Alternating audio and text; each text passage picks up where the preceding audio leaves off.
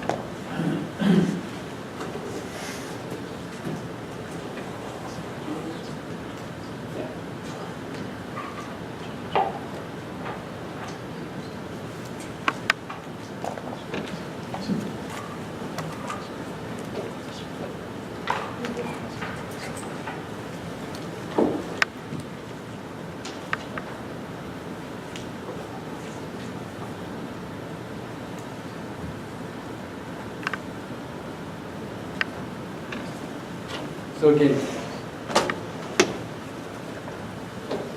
is this the language of the ordinance that you reviewed?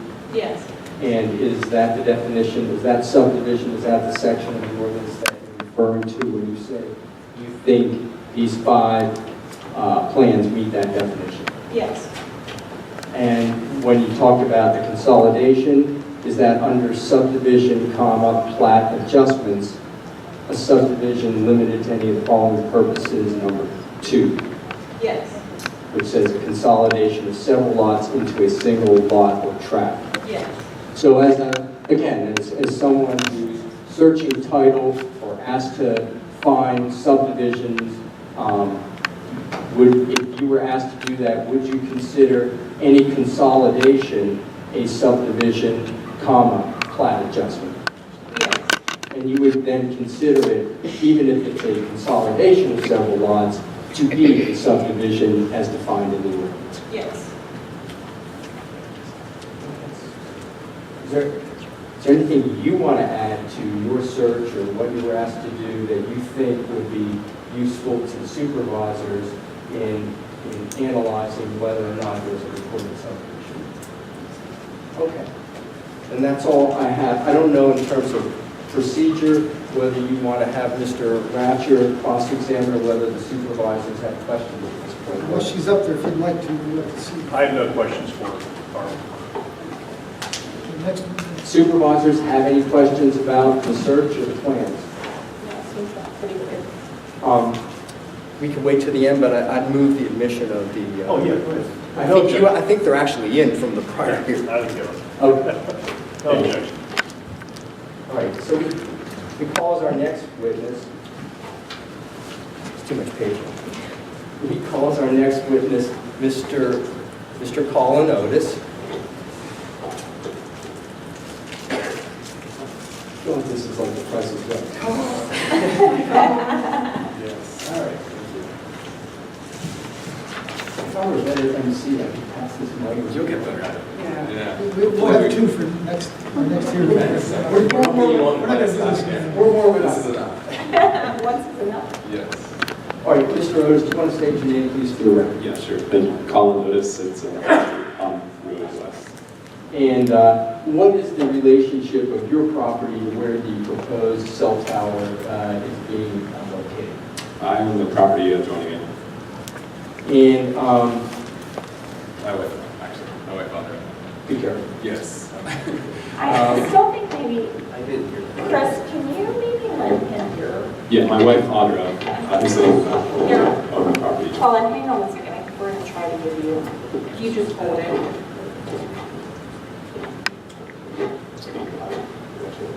Good. I hold it, but Yeah, I've seen that's the technique that seems to...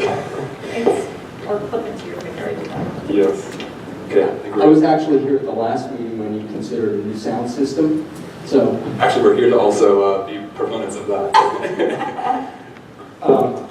okay, Colin, do you want to, having stated your name and your address and your relationship to the proposed tower, do you want to give the supervisors maybe some idea of your background, a little bit about your educational background and what you do for a living. Sure, yeah, I can give the points that would be Go ahead. relevant for this discussion.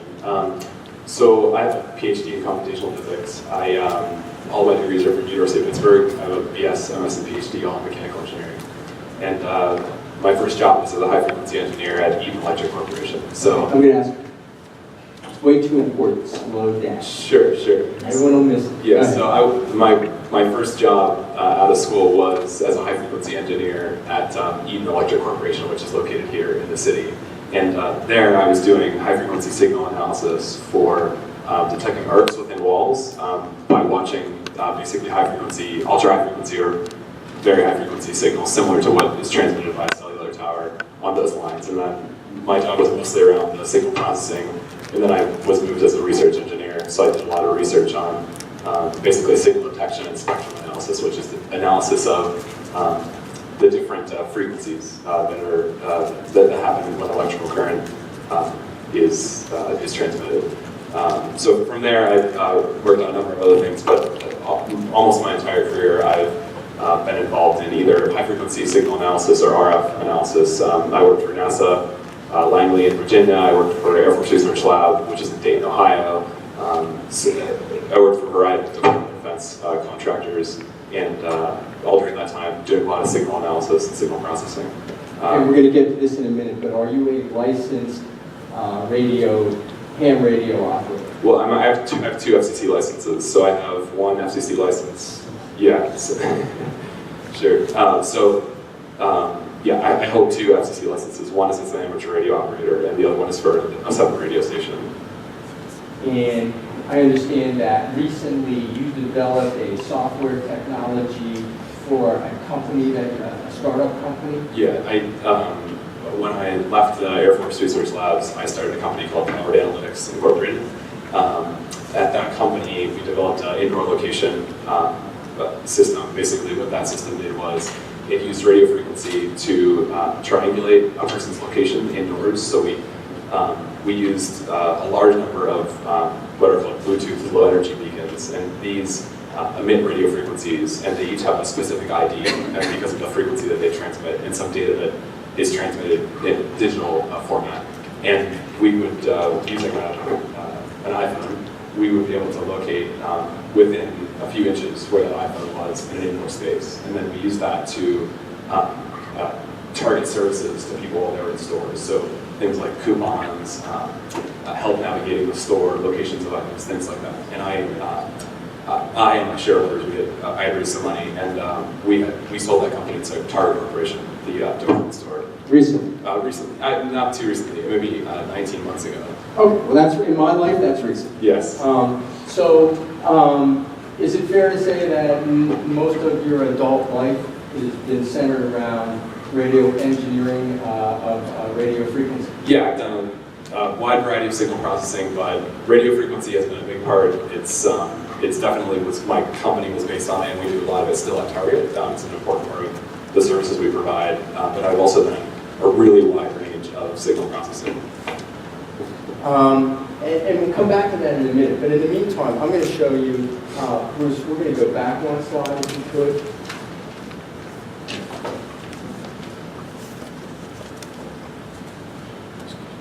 And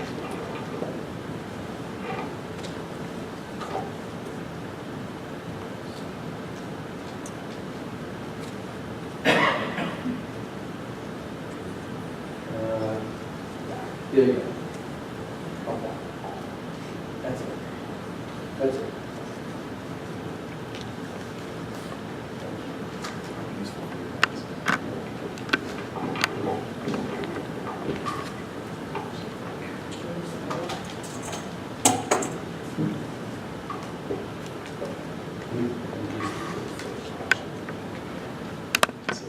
Thanks. That's perfect one. It's like shining right out. I have to Seems turn to- around and then get it next to it. Okay, so this will be marked as Exhibit 6. Am I right, 6? If you want some purple ink on it, we can pass Pass it it on. on. Thanks. We'll review your teaching. Thanks. Although I have a Fitbit, and this is how I'm getting my steps in. every time I walk up and back, If it makes you feel better, you can taste it in front of us.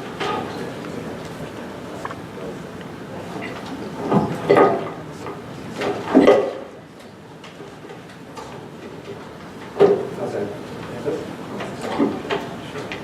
How's that? Yeah. One thing.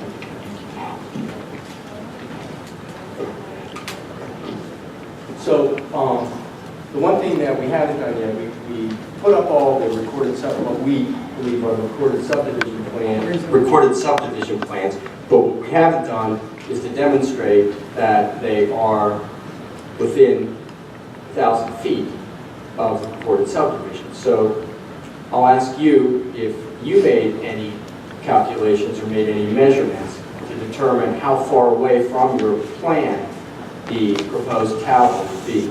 Yeah, I didn't need to make any measurements because Dewberry Engineers made those for us. That's located right there. So you can't see it on this drawing, but in the hard copy that you have. Well, let's tell them what it is first. Yes. So this is the construction drawing Yeah, this is the construction drawing. that was part of the submission from Crown. Correct. Okay. That's correct. And so what you're seeing here is a measurement.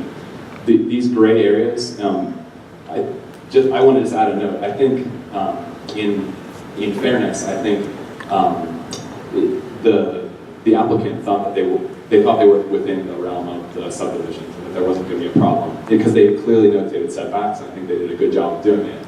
But the setbacks that they've noted here are only the 200-foot setbacks, and so each one of these sort of grayed out areas, it actually is a 200-foot measurement from a property line because the ordinance states that it has to be 200 feet from a property line. So this one at the bottom is the only one we'll need actually to show for Rusland Plan 1, 2, 3, and 4 that the proposed tower would fall within 1,000 feet. So you can see that this datum right here, this line that goes across, that's the datum that measures 200 feet from a property line. And it's about 203 feet to the base of the tower. So this leg is the closest leg, so 203 feet. 206, I thought 206 was I heard the engineer mention 206. I thought 206 was actually from the other property line. Whether it's 203 or 206, we can go with 206. And we'd still be well within 1,000 feet. Yeah, we'd still have almost 800 feet to go. Yeah. And I think I mentioned when I first appeared before this body in June 6, I think I mentioned to you that the property's only 800 feet long. So there's really no way, as we go through all these subdivisions, and I know it's quite a labor, but there's no way to fit a tower in this parcel without violating 5 counts of that ordinance. So we'll walk through each one of them. But basically, this is the marker that you need. And when we do the references, this part right here, just below the property, this is, I believe, north facing, so this is flipped upside down. This is parcel A. It's currently owned by Mr. Sabatino. And when I refer to parcel A, you'll see parcel A got split up a number of times. But this is we're always just going to use this measurement basically for convenience. There's other measurements, like this one, for instance, that is actually also about 206 feet from another part of that subdivision. But just to keep things simple, this parcel A is involved in every one of the Rusland 1, 2, 3, and 4 subdivisions. So you can actually just focus on this measurement. Is that clear, or am I making things more confusing? Okay.